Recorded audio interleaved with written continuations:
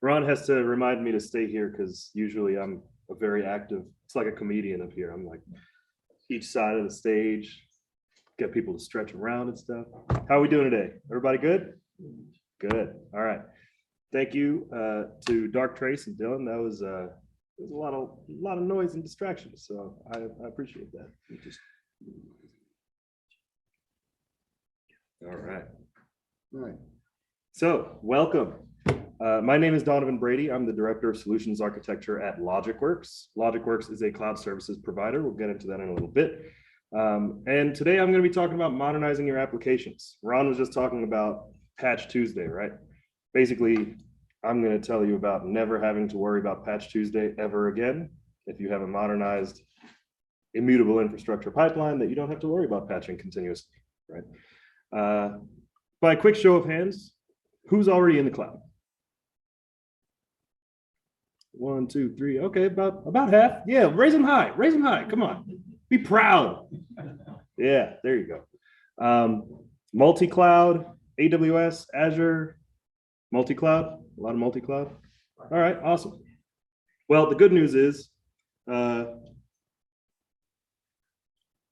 not working, Ron. It's all right. You have to move it out. Yeah, there you go. Not trying now. Yeah. It's not working at all. Oh, there you go. Got it. All right, we got it. Thank you. Ron's got the magic touch. The good news is all of these are basically fundamental framework principles. They're not single cloud oriented. It's not AWS or Azure specific. I will be talking about some AWS stuff just to make it simple and I don't have to use multiple different terminologies. But this really is a framework that can be used across all the clouds. So I'm going to start off by talking a little bit about technical debt and why technical debt is bad. We all know what it is. We all know that it's bad. But as Ron said, why is it so bad? We don't like it, but let's actually quantify that. Let's talk about what it actually does to the business and then why you should consider modernizing your applications as a result. We'll talk a little bit about the services that AWS and the global cloud providers provide so that you can leverage a microservice-based application or a modernized application. And then we're going to talk about the actual fundamental principles of modernized architectures, some common strategies, and then a case study of how we've done this for one of our customers. Before I get into it, a little bit about Logicworks. Logicworks is a leader in the cloud services space. We provide migration, consulting, and managed services across AWS and Azure. Not Google yet, but we'll be in Google soon. We are a leader in the Gartner Magic Quadrant. We work with hyper-compliant customers. Typically, these customers are the software applications that are running in your everyday lives that you've never even heard of, right? If you've ever gotten an MRI, most likely those MRI files are being hosted and stored and processed and analyzed on some software tools that are being hosted and managed by Logicworks. We are a premier AWS partner and an Azure Expert MSP and Gold partner, and we internally are actually audited for PCI, HITRUST, HIPAA, SOC 1, SOC 2, ISO. We do a lot of work with GDPR and a lot of other frameworks. Again, I'm Donovan Brady, Director of Solutions Architecture. I'm a native New Yorker, so go New York. All right, let's get into it. Technical debt. Technical debt is the accrual of complications in your application due to a reliance or dependency on a specific kind of software set or software type or technology that you're running, right? Usually happens because the organization has grown too fast, right? We've really tried to modernize and work quickly through our issues. And so we cobbled something together that worked, but it might be not the best thing, might not be the best thing. Yeah. Dependencies on legacy or outdated systems. You know, maybe you've been migrating or you've been deploying things, but you've got this Windows 2003 server out there somewhere. And it's like, well, you know, that's a third-party cot and I can't really do anything with it right now, you know? Okay, so those are around a lot. A lot of over-engineering, you know, you're like, oh, I tried so hard to future-proof this stuff. And then it ends up just making you dependent on some older technologies. And then finally, lack of coding or architecture standards, right? This happens when your team has grown fast. Maybe you had one developer and then the next year you have 15 different developers, but you didn't take the time to actually make sure that everybody's writing in the same language in the same framework, right? You would be surprised the number of times that we talk to a customer and they're like, within this single application, we're running like 8 different languages, all the way from Java to COBOL. Crazy. Why is this so bad? Well, like I said, let's quantify it. As you can see by this chart, there's actually an inversely proportional correlation between the amount of technical debt that you have and the amount of time that you have to actually innovate or spend growing your actual business, the time available for new projects, right? So as you have more technical debt, you're going to have less ability to grow your applications, innovate, grow your customer base. It's going to increase your time to market, and it's going to decrease the productivity of your engineers, because as they spend more time managing this technical debt, managing your infrastructure and your legacy applications, they're not going to be able to build new applications. Well, why do we want to build new applications? Why do we want to innovate? Why do we even care about that stuff? Well, because it's 2022, and that's what's going to make you a lot of money as a business, right? You want to be at the cutting edge of your market with the best technologies that are available, right? It's also very, very expensive. We're going to have to hire a lot of people. How many Windows 2003 experts are there today? Right? 2007, come on. Yeah, exactly, right? So it's a concern for all these reasons.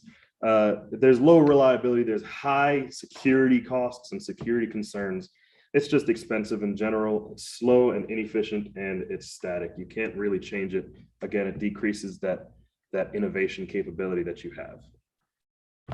So does this mean that we're just going to walk away from our IT stacks? Does this mean that we're not going to do this anymore? No, you're going to fix it, right? How do we fix it? Well, you're going to refactor your applications. Refactoring applications can take many different forms. It could be throwing the whole thing away and rebuilding new. It can be taking little small steps incrementally to refactor different components. We'll get into the 3 different stages that I'd like to think about things in a little bit. You can see my little Dark Knight warrior. That's the Dark Trace warrior, I'll call it, fighting the zombie of technical debt over there. But when you refactor your applications, you're actually able to decrease the amount of time that you're spending over time managing that infrastructure. Like I just said before, Patch Tuesday. Patch Tuesday is a tremendous burden on the operations team. As a managed services provider, we know about patching. It takes a lot of time, right?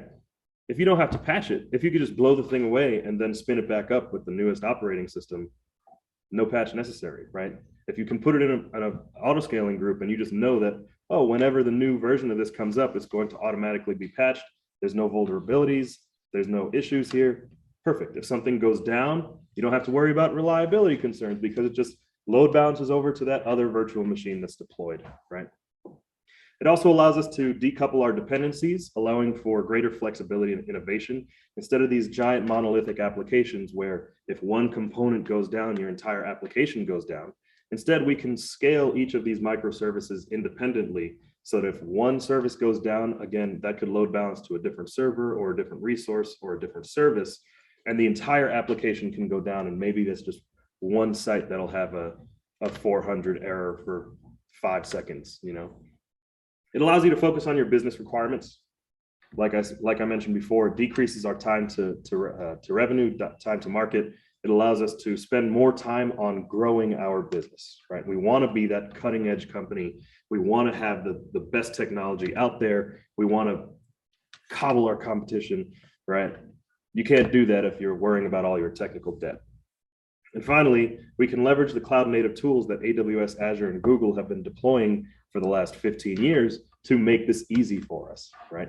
How many of us, we have a number of people in the cloud, how many started with a lift and shift data center in the cloud type migration? Yeah, how'd that go? It was rough, right? It's tough because when you do it, you have all this technical debt that you're bringing over, right? Did you modernize since then? A lot, yeah. And it's much better now, right?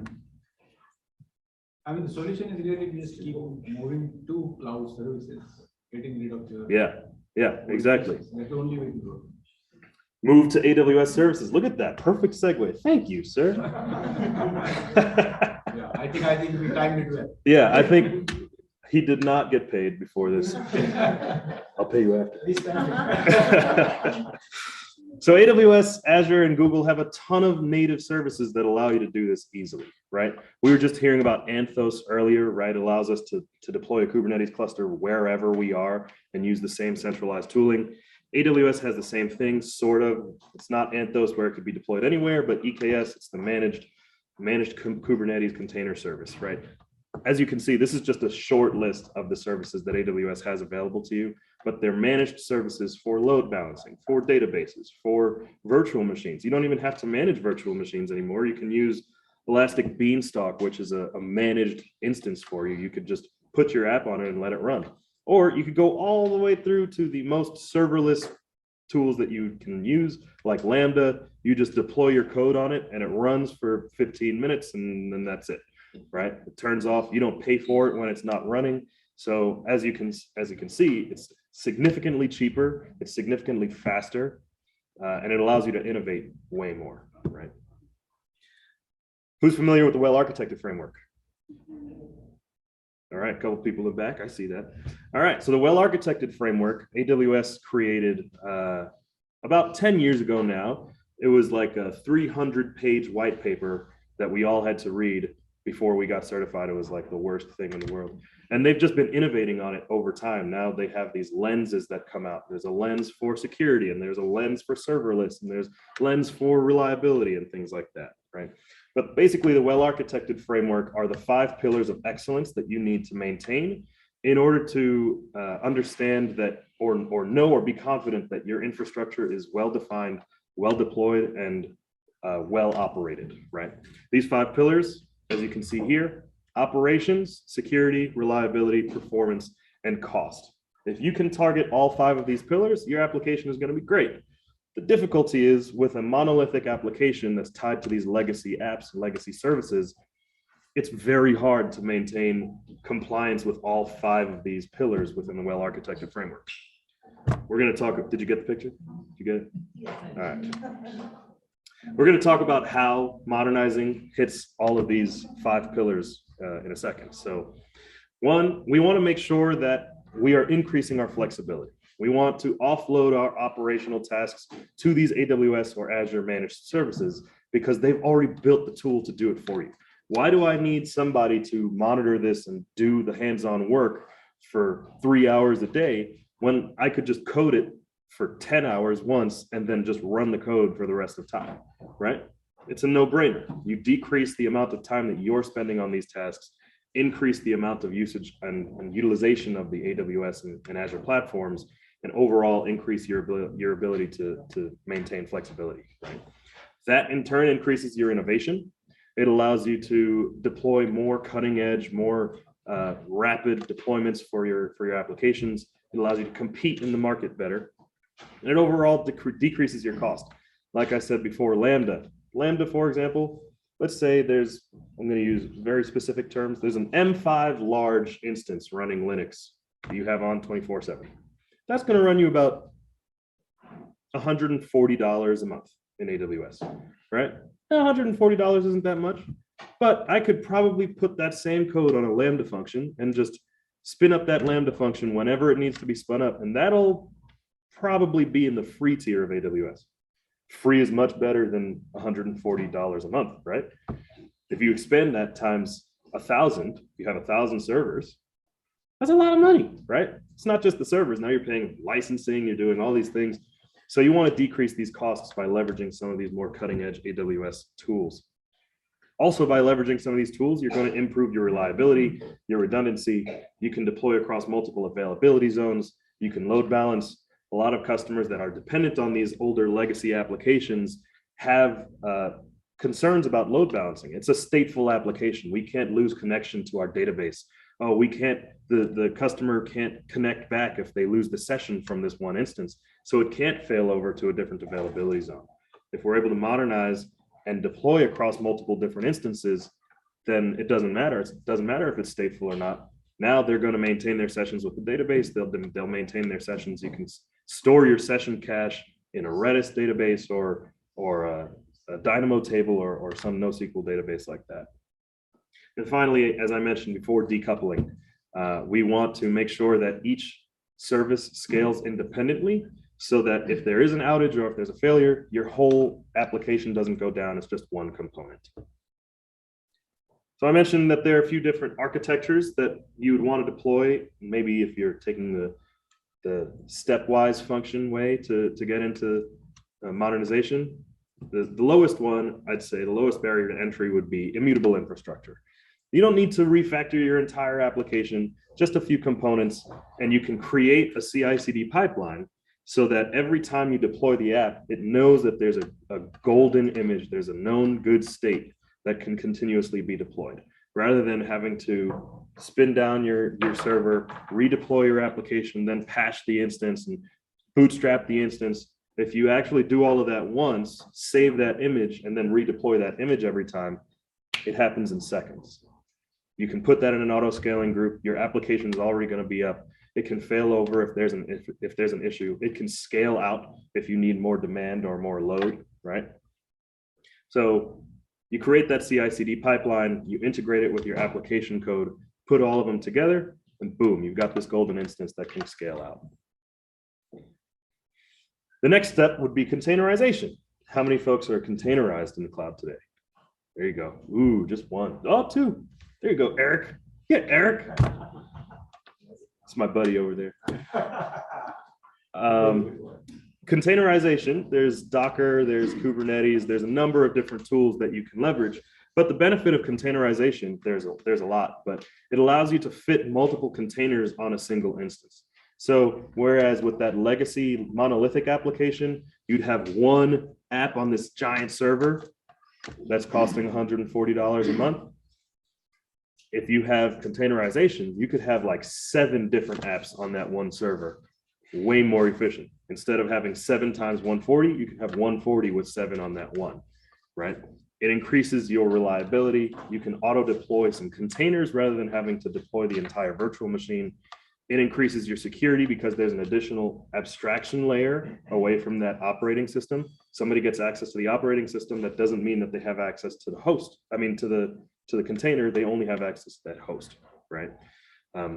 And containers are ephemeral by nature. So if something dies, if something breaks, it can just scale out and deploy to a different virtual machine. And then finally, serverless. Serverless is like the most bleeding edge you could be. It's going to be crazy cheap. It's going to be crazy agile and crazy flexible. But the downside is you have to basically rebuild your whole app, right? It's not easy to just take your code and then deploy it. Back to my first point, though, what you're doing is spending time upfront to save a ton of time and effort and money on the back end of that. Serverless is inherently scalable. All of these functions can happen in parallel, whether you're using Fargate for containers or you're using Lambda, as I mentioned before. There can just be many concurrent processes that scale as big as you need it. Code runs closer to your end users. That decreases your latency. We were just talking about latency concerns for hedge funds and financial services. When you're using more serverless based services, you don't have to worry about that latency. It's right there. It's right at the edge. So we've done all of this for a number of our customers, but one of my favorite case studies is ServPro. ServPro, you probably recognize the truck. It's a big green truck with an orange house on it. They do like real life fire and water disaster cleanup. If you had a flood, they'll come and clean everything up and fix your home. They have an application stack that they had over 300 applications, only about 100 of which they knew about. They actually forgot and didn't realize that they had all these other things, monolithic legacy tools, right? So they said, hey, we've got this one primary application that it's what runs our business. We have 1,700 franchises. They all connect to this one application. We need to run this in the cloud. Problem is, they were running one of those 2003 databases, right? That's not going to scale. That's not even deployable in the cloud, right? So we said, you know what? The best way for us to manage this is for us to just rebuild it. We're going to rebuild it. We're going to use all AWS native tools. We're going to go serverless. We're going to containerize. And then some of the backend services, we can do more of a lift, shift, and tinker, where if you don't have the source code, we can take a snapshot of it, but we're still going to use an immutable infrastructure pipeline to rapidly migrate these workloads. They had hundreds and hundreds of servers. We were able to do the migration in about 6 months, right? Their front end, the big main application was completely modernized. It was an EKS-based Kubernetes deployment with DynamoDB and Postgres Aurora, right? Some of these big, heavy-hitting AWS services. And on the back end, we created that immutable infrastructure CI/CD pipeline. Like I mentioned, we were able to migrate them in about 6 months. We significantly decreased their time to market, and they are now more profitable than they ever have been before. So big fan of the ServPro case study.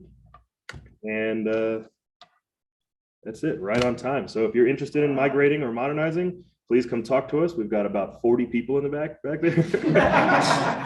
We brought all of Logicworks to come talk to you. And thank you so much.